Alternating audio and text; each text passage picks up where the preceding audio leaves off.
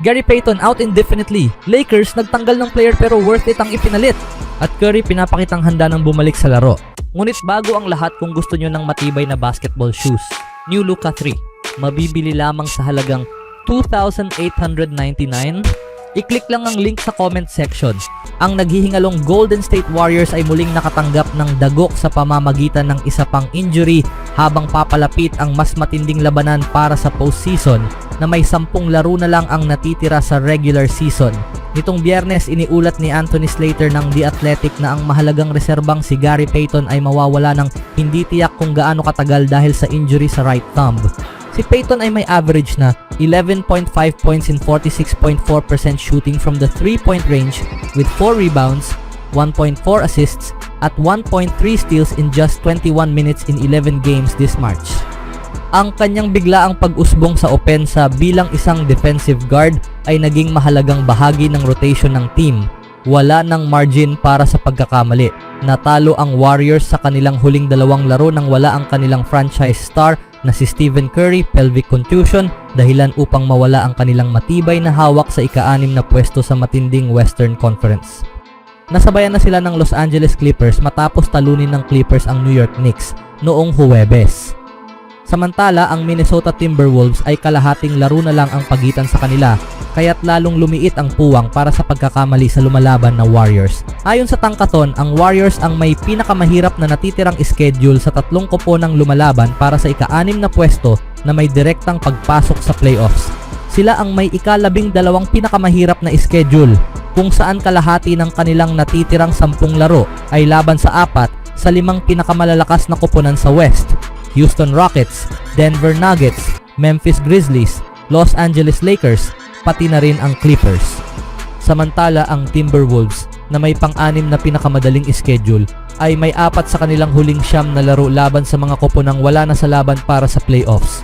Sa kabilang banda, ang Clippers ay bahagyang mas madali ang schedule kumpara sa Warriors. Sa natitirang 11 laro ng Clippers, 4 lamang ang laban sa mga koponang may winning record, kabilang ang napakahalagang laban kontra Warriors sa huling araw ng regular season. Anong masasabi niyo mga kaibigan sa pagkawala ni Payton? Sa ibang balita naman, ang Los Angeles Lakers ay nagawang pigilan ang sunod-sunod na pagkatalo at naiwasan ang ika-4 na sunod na pagkabigo matapos ang panalo laban sa Indiana Pacers noong Huwebes. Bagamat malaking gabi ito para sa buong koponan, ang laban na ito ay lalong naging mahalaga para sa guard na si Jordan Goodwin. Ang laban noong araw ng Huwebes ang huling laro ni Goodwin sa ilalim ng kanyang 2-way contract. Siya ay naging mahalagang bahagi ng lineup ni head coach JJ Redick, kaya't inaasahan ng mga tagahanga ng Lakers na i-convert ng team ang kanyang kontrata mula 2-way patungo sa isang full-time NBA deal. Gayunpaman, ang pangunahing hadlang sa hakbang na ito ay ang lahat ng 15 roster spots ng Los Angeles ay punuan na.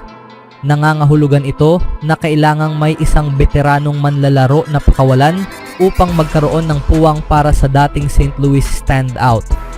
Sa pagpirma ng Lakers kay Jordan Goodwin sa standard NBA contract, na-waive naman nila si Cam Reddish nitong Biyernes ng umaga. Iniulat ng NBA insider na si Shams Charania na opisyal nang na-convert ng Lakers ang kontrata ni Goodwin sa isang standard deal. Dahil kinakailangang lumikha ng isang roster spot para sa guard, iniulat ni Chris Haynes na ang Lakers ay nagdesisyong i-waive ang nahihirapang veteran na si Cam Reddish. Bagamat hindi ka nais-nais para sa isang manlalaro na makat, hindi na ito nakakagulat sa kaso ni Reddish. Kasama ang hindi rin maganda ang ipinapakitang sentro na si Alex Len, madalas siyang nababanggit bilang isa sa mga pangunahing kandidatong tatanggalin kung kinakailangan ng Lakers na mag-open ng roster spot bago ang playoffs. Dahil sa pag-angat ni Goodwin, napilitan ang Lakers na pakawalan si Reddish. Si Reddish, 25 taong gulang, ay madalas na naging isang malaking pagkadismaya simula nang sumali siya sa Lakers bago magsimula ang season na ito. Ang kanyang unang taon sa Los Angeles ay hindi naging maganda, ngunit lalo pang lumala ang kanyang sitwasyon ngayong season. Sa kanyang 33 laro, 8 bilang starter, mayroon lamang siyang average na 3.2 points at 2 rebounds while shooting percentage 40.4% from the field at 27.7% in 1.4 3-point attempts per game. Dahil sa kanyang mababang produksyon, unti-unting bumaba ang kanyang minuto sa ilalim ng sistema ni Redick. Mula sa paglalaro ng 18 minuto kada laro sa una nilang 31 sa lahat ng 45 laro ng Lakers, bumagsak ito sa 2 lamang sa huling 27 laro, kung saan naglalaro na lang siya ng 15 minuto kada pagkakataon. Hindi aksidente na ang pagbaba ng oras ni Reddish ay kasabay ng pag-usbong ni Goodwin. Ang Centerville, Illinois native ay naging kahanga-hanga mula nang gawin ng kanyang Lakers debut noong Pebrero. May average na 6.4 points, 3.9 rebounds at 1.4 assists while playing 20.5 minutes per game. Ang kanyang solidong depensa ay nakatulong din upang makuha ang tiwala ni Redick. Umaasa ang Lakers na magpapatuloy ang magandang performance ni Goodwin pagpasok sa playoffs upang patunayan na tama ang kanilang naging desisyon.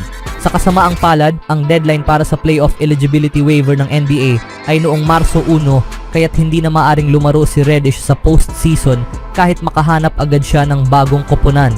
Kakailanganin ng Lakers ang buong lakas ng kanilang roster kung nais nilang magkaroon ng impact sa playoffs. Sa papalapit na pagtatapos ng regular season, kasalukuyang nakatabla ang Lakers sa ika-4 na pinakamataas na odds para sa 2025 NBA Finals ayon sa FanDuel Sportsbook. Anong masasabi niyo mga kaibigan sa desisyon na ito ng Lakers?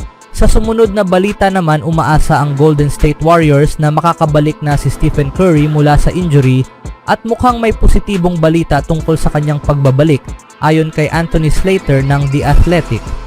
Si Steph Curry ay sumabak sa isang 6 na minutong team scrimmage ngayong araw sa New Orleans. Gagawa rin siya ng isang individual workout. Itatala siya ng Warriors bilang questionable bukas laban sa Pelicans, ngunit nananatiling optimistiko si Steve Kerr na makakabalik na siya, isinulat ni Slater sa X dating Twitter. Na-miss ni Curry ang huling 2 laro ng Warriors dahil sa isang pelvic contusion na nakuha niya laban sa Toronto Raptors. Sumali siya sa practice ng Warriors isang araw bago ang kanilang laro laban sa Miami Heat, ngunit kalaunan ay idineklara siyang out. Gayunpaman, mukhang unti-unti na siyang nakakabalik sa kanyang kondisyon, kaya maaaring bumalik siya sa court sa lalong madaling panahon.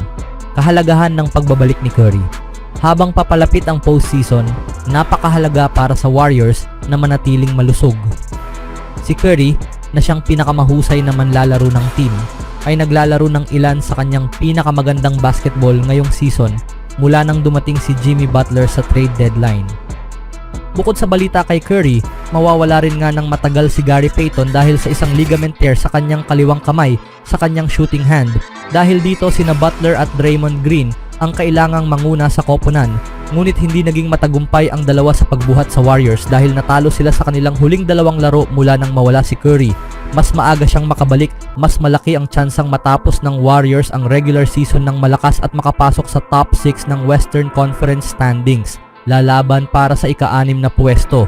Kasalukuyang nasa ika-7 pwesto ang Warriors sa Western Conference kasabay ng pakikipaglaban sa Los Angeles Clippers at Minnesota Timberwolves para sa ika-6 na pwesto. Malamang naaabot sa huling laro ng regular season ang labanan para sa playoff spot. Ngunit ipinakita na ng Warriors na kaya nilang umarangkada upang makuha ang posisyon na kailangan nila. Sa huli, magsisimula ang lahat kay Curry at sa kanyang kalusugan. Sa ngayon, mukhang malapit na siyang bumalik at ang pinakabagong update na ito ay siguradong magandang balita para sa Warriors at sa kanilang mga tagahanga na umaasang makapasok sa malalim na bahagi ng playoffs ngayong season. Anong masasabi niyo mga kaibigan sa status ngayon sa standing sa Western Conference?